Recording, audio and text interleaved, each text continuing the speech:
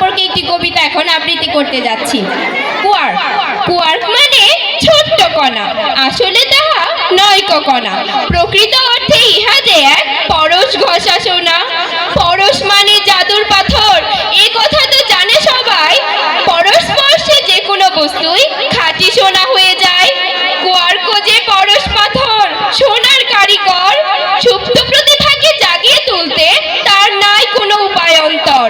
শাহিন স্যারের প্রত্যাশা, সে যে বিস্তীর্ণ আকাশ ছোঁয়া। কুয়ার্কের সেরা 10কে করবে সে যে বাংলার 10 সেরা। তাহার স্বপ্নকে বাস্তব করিতে চলিতেছে নবসন্তান। যুগ যুগ ধরে তারা রাখবে ধরে কুয়ার্কের মান সম্মান।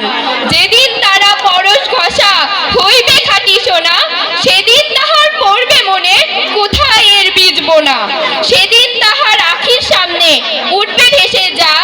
তোমরা কি কেউ জানতে চাও কি তাহা? ভেসে উঠবে অনেক কিছুই, ঝরবে চোখের জল। আনন্দের এই অশ্রুধারায় কুয়ার্ক টলমল।